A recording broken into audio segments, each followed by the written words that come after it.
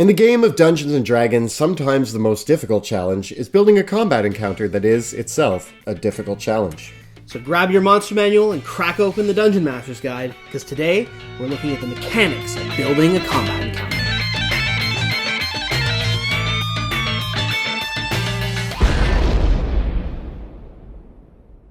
Welcome, Dungeon Masters. My name is Monty Martin. And I'm Kelly McLaughlin. And we are the Dungeon Dudes. And today we're taking a look at the mechanics of building a great combat encounter. In this video series, we've been breaking down our techniques for designing great combat encounters in Dungeons & Dragons 5th edition.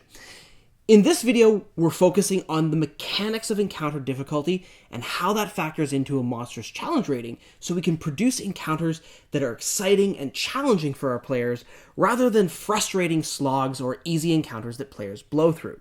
This isn't the only factor in designing your combat encounters, though. If you're interested in the other pieces, the video that we released prior to this focuses on the narrative elements of creating a combat encounter.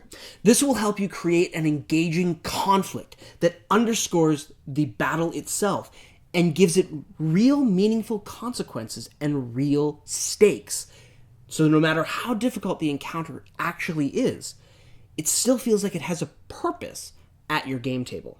And in our third video, we're going to be looking at amazing set pieces and locations that you can use to enhance your combat encounters. And indeed, these locations can play into the difficulty of a combat encounter, but we're going to discuss how that works in that video. Today, we're going to focus really in on how the rules of Dungeons & Dragons guide us as Dungeon Masters to build our encounters. So, let's get rolling. What does encounter difficulty mean? Well, in the Dungeon Master's Guide, encounter difficulty is referred to 4 broad categorizations that help us determine what a combat encounter feels like to the players. And this feeling is really important because, as we said, a combat encounter that is too difficult will drag out and become a frustrating experience.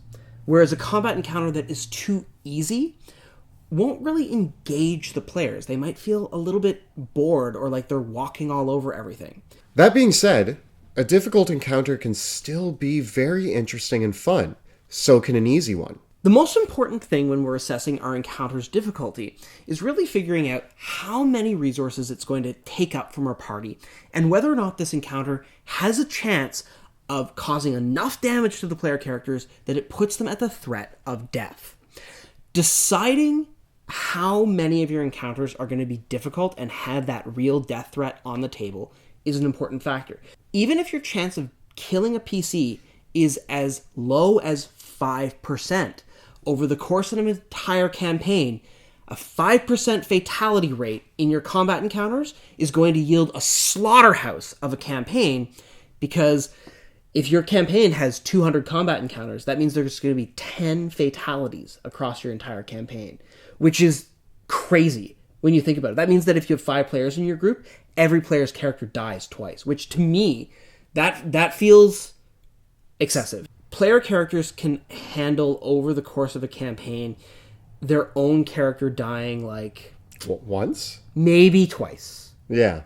I think as soon as you start to get to that point, maybe very high-level characters accepted that have access to death and resurrection magic. But if you get a really high turnover rate in how often player characters are dying, it really makes it difficult to have a coherent plot. Yeah, and I mean, your table might be different, but you definitely want to set those expectations if you're going to be wiping your party every single game.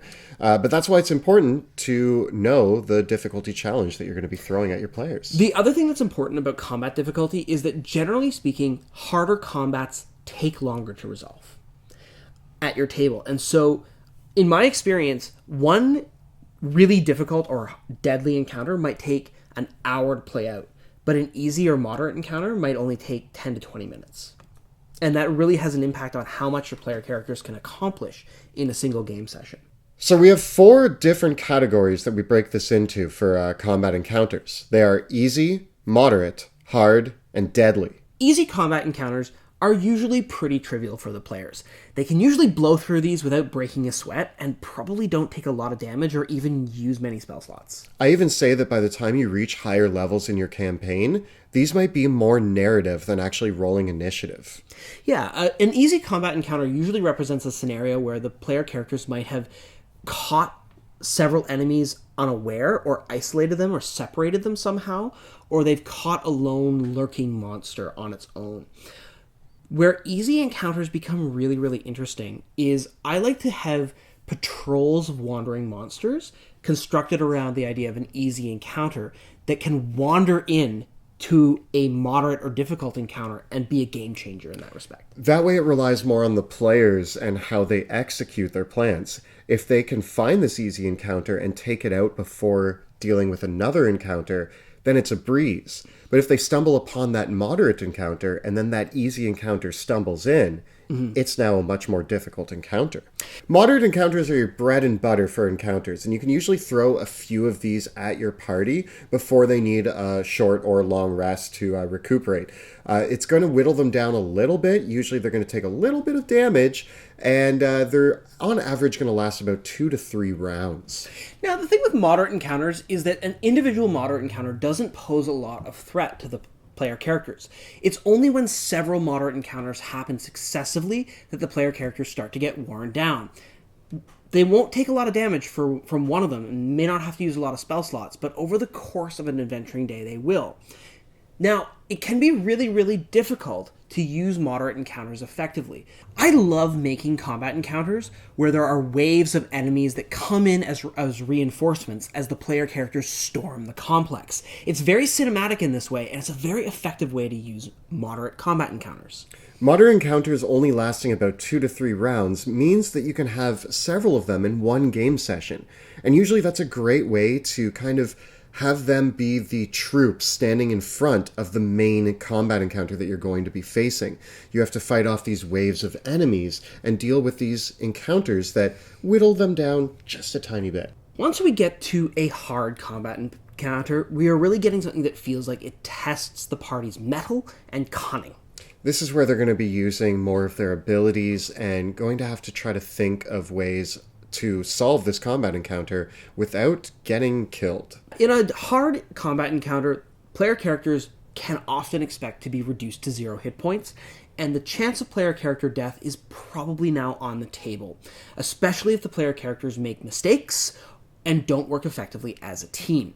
I find that the hard combat encounter is actually where it is defined by the player's ability to either make stupid decisions or make smart decisions. That's where it really falls in, that if they make enough stupid decisions during that combat encounter, that's where there's going to be a real threat. Yeah. With easy and moderate encounters, even if the player characters are goofing around and making big mistakes tactically speaking, or even strategically speaking, those mistakes probably aren't going to cost them too much unless they're really, really foolish. But with hard encounters, there's much less room for error on the player character's part. And this is where the players can really expect to get beat up. Because I find in general a hard encounter is probably going to knock down at least 25% or more of the player character's resources. And in a 4-person party, losing 25% of the party's overall hit points means that it's pretty likely that one player character could take all that damage and be reduced to 0 hit points. Especially if your monsters are smart and have target priority. Yeah, hard encounters can become even harder when the monsters fight smart. On average, a hard encounter is going to last 3 to 5 rounds, although depending on the circumstances, they might fall a little bit shorter or even drag out a little bit longer. Because you've got a lot more leeway with having more monsters on the field or tougher monsters, hard encounters are the first place where we really start to see the risk of an encounter dragging out longer than is interesting. Especially if you start choosing monsters that have very high hit points and very high armor class. Once a combat encounter starts hitting the 4th, 5th, and 6th round, if it doesn't have some really dramatic stakes, that's about when it starts to get boring and frustrating. So be careful with hard encounters. If you are choosing enemies to fill them that are tough and long-lasting, make sure that there's some interesting stakes there. After a hard encounter, your players are definitely going to be asking for a short or long rest to regain their abilities, recuperate, regain hit points. It's going to be pretty wearing on the party, so they're going to want that. And another thing that's interesting is that oftentimes, because of the extra time taken to resolve a hard combat encounter, you can often only resolve 2 or 3 hard combat encounters in the same amount of time it might have taken you to have 4 or 5 or even 6 easy and moderate encounters. So keep in mind that harder combat encounters, because they last longer, means that there's fewer of them that you have in a single game session. As we move on to deadly encounters, these are the ones that are going to stretch the party to the limits. There's not really a lot of room for error here. This is because often in deadly combat encounters, not only are the player characters facing potentially an overwhelming number of foes, but this is often where player characters start to encounter monsters who have a much higher challenge rating than they would normally be able to take on for their level.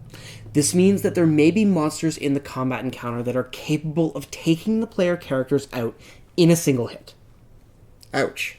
In order to survive these deadly encounters, the party's going to have to use some of their best abilities. They're probably going to drain a lot of their resources, and they're definitely going to need a rest afterwards. This can actually make it difficult to recognize how deadly a deadly combat encounter is, because when the player characters pull out all the stops, they are capable of some pretty amazing things and can survive under some pretty extraordinary circumstances. So if that encounter that you wrote down as a deadly encounter gets trashed by your player characters, have a good look at all the powers and abilities that they use to defeat it.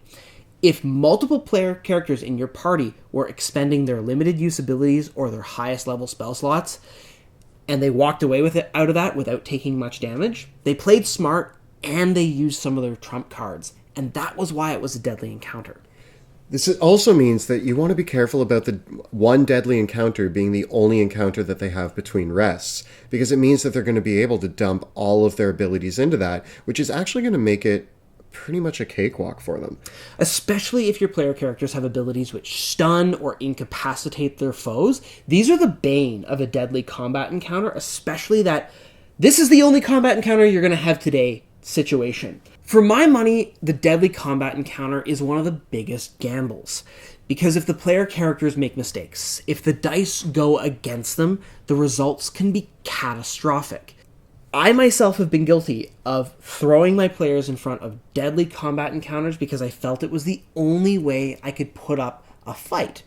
But what I've come to realize over several years is that having successive waves of combat encounters, of having meaningful combat encounters, are often more satisfying than having that gigantic slog of a fight that takes 3 hours and 3 hours of the game session to resolve. Honestly, you can get the same effect by having your players have to fight their way through 2 easy encounters, 2 moderate encounters, and then finish off with a hard encounter, all before having to take a rest. And by the end of that, they're exhausted, they've ran out of resources, they've used all of their abilities, and it really kind of captures that same effect. I would say that deadly encounters are usually for either the end of an episode or the end of a campaign. I've talked to many other DMs that feel like they can only have one combat encounter in their game sessions, and I ask them, like, how long are your combat encounters running? And I hear answers that are like 10 rounds, 12 rounds, 15 rounds, and to me, that is too long. When a combat encounter is getting that long, that's when it needs to break apart into multiple encounters and really think about how they might play into each other. When I design my combat encounters and my adventures, I generally build them in clusters of a few moderate, easy encounters baked around a harder one that can kind of reinforce each other. And this gives the players the opportunity to divide and conquer as they want to. And it usually makes for a much more satisfying adventure and definitely a much better organized game session. For example, we might be making an awesome lair of goblins. Perhaps this is a cool series of encounters for second level characters. We might have 2 bugbears that are at the back of the cave counting out all their treasure together.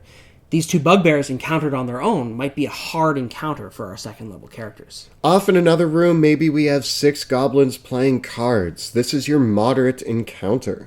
And outside the cave are a pair of goblins and maybe a wolf or a hunting hound of some kind that are on patrol. And if they're encountered alone, that's an easy encounter.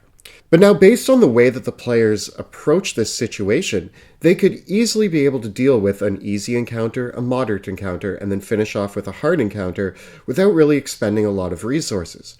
But if the easy encounter goblins get alerted to their presence, run into the cave to get their friends, who then one of those friends runs to tell the two bugbears, you now have a deadly encounter on your hands. I love when deadly encounters emerge organically in this way.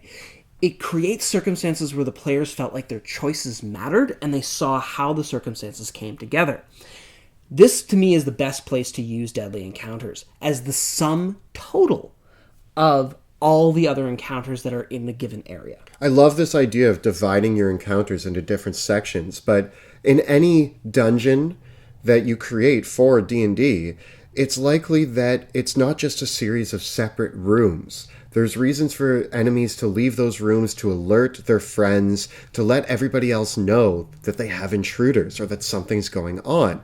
This can escalate the encounters exponentially over the course of their dungeon crawl. Using this cluster method really makes the environment, whether or not it's a dungeon, come to life. This could be a campsite, it could be a forest, it could be any area where there's several different rooms that could separate the player characters' foes from each other, or they could all come together to attack the players en masse if the players approach the situation recklessly. In general, we find that player characters in a typical adventure, if you use the structure well, you can usually plan a game session or an adventuring day that has anywhere from 4 to 6 moderate encounters, or a hard encounter, 2 moderate, and a few easy encounters in several different combinations. You can divide this in several different ways. There's actually tables and charts in the Dungeon Master's Guide and in Xanathar's Guide to Everything that really kind of lay this out. My rough napkin math for this is 2 easy encounters combined together are roughly equal to a moderate difficulty encounter, whereas 2 moderate difficulty encounters combined together are roughly equal to a deadly one. And then 1 easy and 1 moderate equal hard. Yes. So let's talk about choosing monsters for your combat encounter. So the act of choosing the monsters is actually how many monsters to use and of what challenge rating they need to be to build an easy, medium, difficult, or hard combat encounter.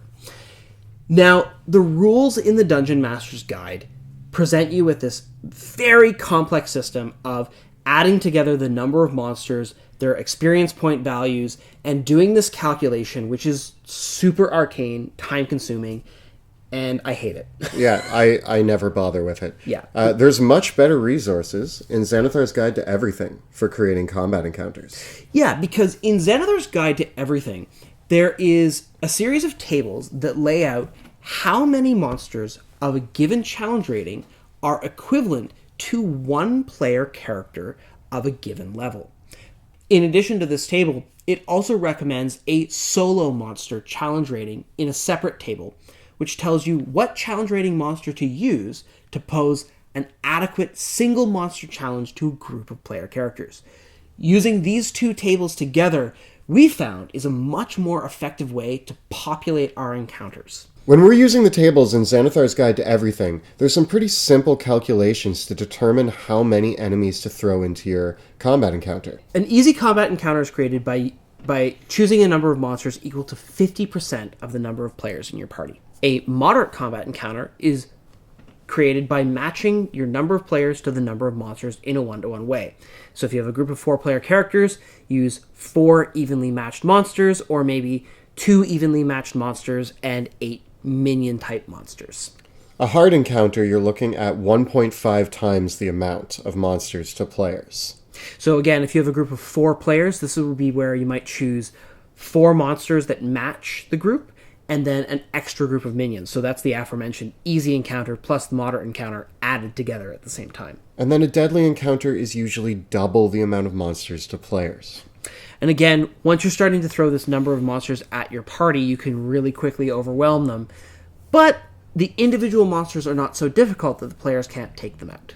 We've developed our own little system for deciding on our difficulty challenge for combat encounters. We've given groups of enemies certain names based on how difficult they are. So these are not found in the books. These are just our own little nicknames given to these types of monsters. The Xanathar's Guide to Everything table basically says what 1 monster, 2 monsters, or 4 monsters are equivalent to. So we give a clever little nickname for each of these, and it helps us figure out what the role of these monsters is narratively. Your big bad is going to be the solo or boss monster. Yeah, so on the Xanathar's Guide to Everything solo boss monster table, these are the challenge ratings for monsters where one of these monsters is equivalent to 4, 5, or 6 player characters on its own. These are the boss monsters, and we highly recommend that when you're choosing a monster that is going to face multiple PCs, that you choose one that does have legendary actions and legendary resistance, because it really needs that to keep...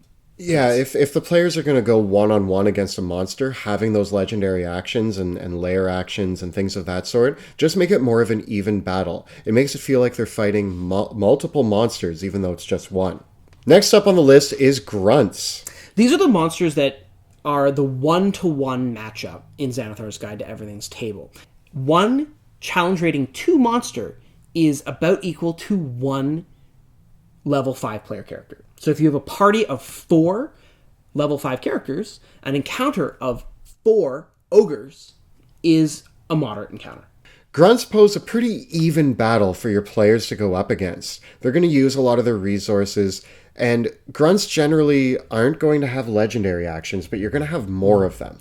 I like to challenge myself as a dungeon master to build lots of encounters built around grunts. Usually a grunt monster, the ones that match up 1 for 1, usually have a challenge rating about equal to half of the player character's level. So it's really easy to do the quick math. If you have 16th level characters, grab a bunch of challenge rating 8 monsters. If you have 10th level characters, grab a bunch of challenge rating 5 monsters, equal to the number of players. This makes building encounters and seeing the really good matchups really, really easy to do in your head. One of the things that I've done is I've gone through the monster manual and I've made lists of good grunt monsters to be like, yeah, an encounter with 4 ogres is pretty interesting. An encounter with 6 wraiths is actually pretty interesting. An encounter with 6 hill giants is pretty interesting, all on its own. I'm a really big fan of just these simple encounters that use a number of the same monster equal to the player characters, and surprisingly, that works really, really well. Lastly, we have minions, and these are the little guys that are going to be defending the bigger monsters. We call them minions because they have a 4-to-1 ratio. This means that you can get 4 of these little minion monsters for every 1 player character. It's great for creating a swarm of cannon fodder that can either bolster the grunts and bulk out their numbers, or support a legendary boss monster against a party that has maybe 5 or 6 player characters. Now, once you reach higher levels, minions kind of lose a lot of their value if you're running them straight out of the book. But we actually would like to implement the minion rule from 4th edition. Creatures that you designate as minions always have 1 hit point, and a minion never takes damage on a successful saving throw. So if a group of minions get hit by a fireball, those minions that succeed their saving throws and would normally take half damage, they still survive. Another great thing to do with minions is either have them do average damage or minimum damage, and make sure that they never really make more than 1 attack. Yeah, and even if you have a creature that was making multi-attacks earlier in the campaign, for example, I'm running Rise of Tiamat, and early in the campaign, the standard cultists had the multi-attack feature. Now I'm at the point where the cultists aren't really posing much of a threat, so I'm using them as minions, and I'm adding a whole bunch of them to combat encounters. At this point, I'm just rolling 1 attack for each one of them to see if they can pick away a little bit at the party. But really, the party can just cut right through them pretty easily by giving them all 1 hit point. I actually love this quality of minions because it means that monsters that at lower levels were a significant threat to the player characters eventually become ones that die in droves to them. This can be really satisfying for the player characters because they get to see how far they've come in terms of power and capability. Minions are a fantastic way to bulk out basically any combat encounter. You simply take out one of the grunts or add them around a boss monster. Large groups of minions pose a significant threat. It's really easy to get trigger happy with minions, especially if you're like me and you have a big collection of miniatures and you want to use them all. But in my practical experience, I really find that combat encounters that start to have between 8 and 12 foes start to drag out just in the amount of time it takes to resolve each of the monster's actions. So I am pretty conservative with the number of minions that I potentially have on the field. Anywhere from 4 to 8 is usually enough.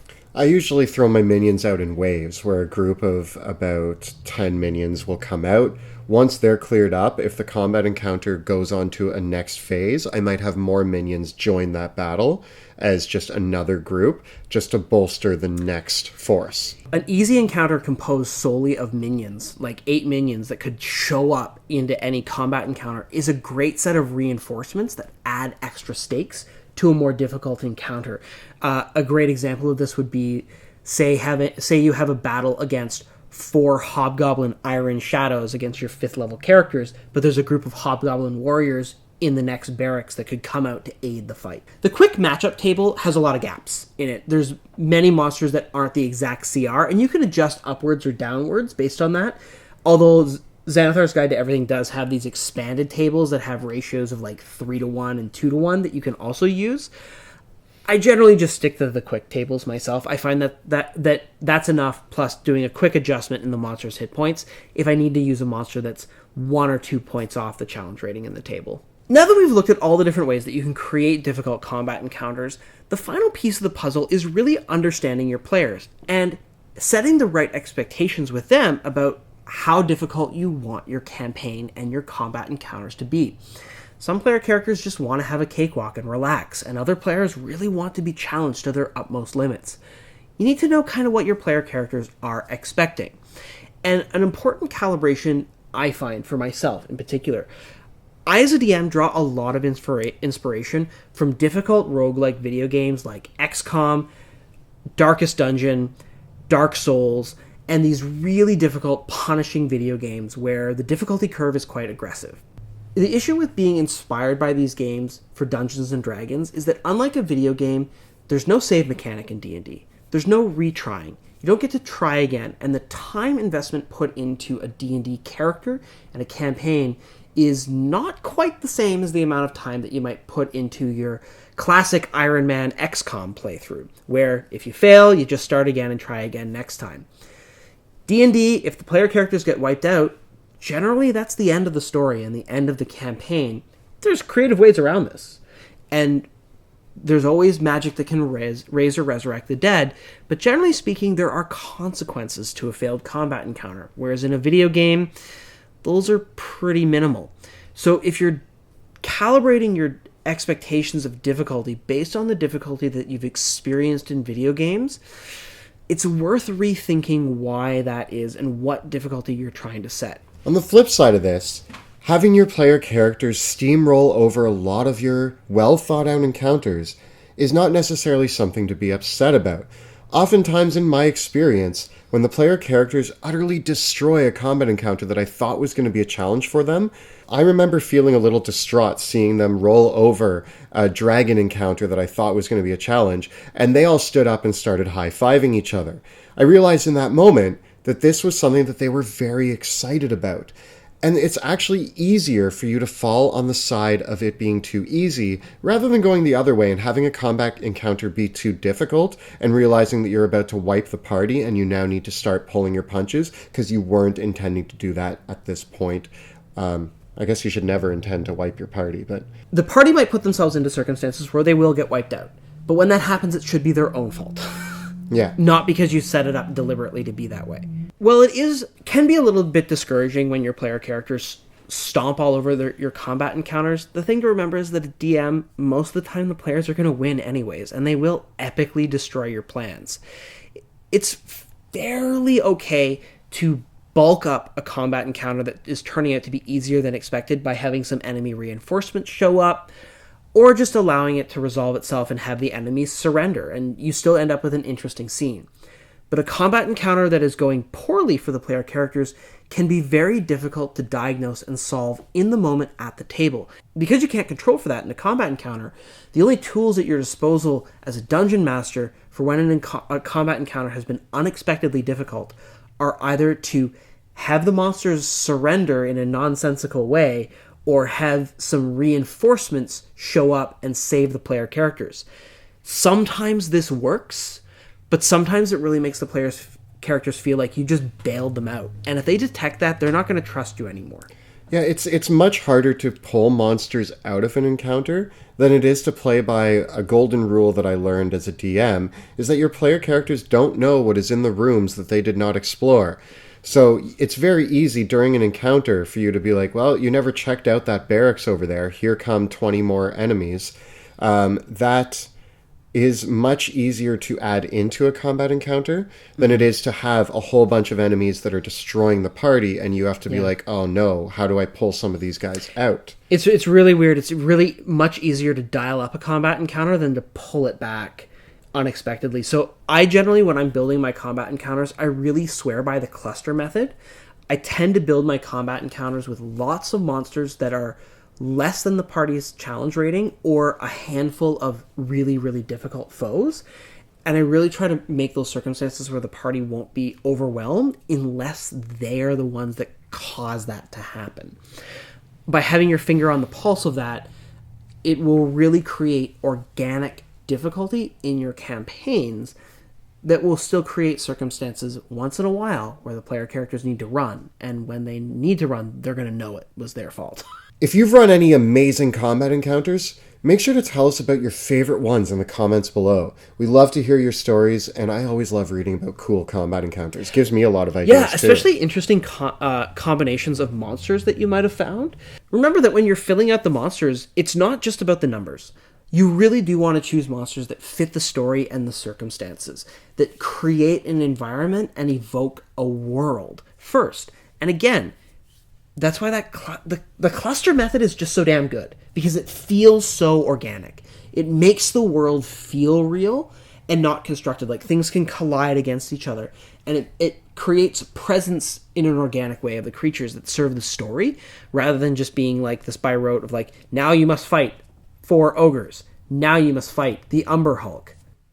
So this has been our look at the mechanics of combat encounters in Dungeons & Dragons 5th edition. We hope that your next combat encounter is rewarding for both you and your players. Now, the mechanics of encounter building are only one piece of the puzzle, and we've been looking at how we build combat encounters in several videos. You might want to check out the first part of the series where we discuss the narrative conflict that is the beating heart of every combat encounter, and stay tuned for the future where we look at how to use the environment and create an interesting location to set the stage for your battles. Of course, if you want to see Monty and myself dealing with some awesome combat encounters, you can check out our live stream, Dungeons of Drakkenheim, which airs Tuesday nights at 6 p.m. Eastern Time on twitch.tv/dungeon_dudes.